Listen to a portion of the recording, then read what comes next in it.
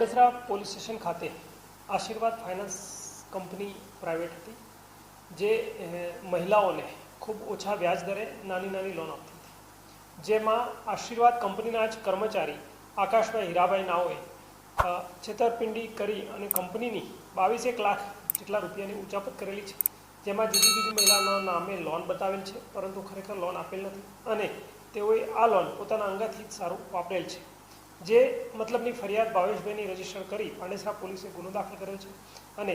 ગઈકાલે આરોપી આકાશ હીરાભાઈ નાઓને અટક કરવામાં આવેલા છે અને મુદ્દામાલ રિકવરી માટે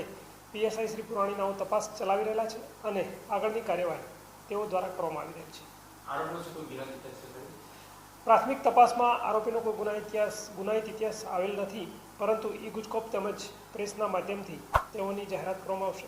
જે અનુસંધાને ઇન્વેસ્ટિગેશનમાં જે પણ હશે તે અનુસંધાનિક કાર્યવાહી કરવામાં આવશે।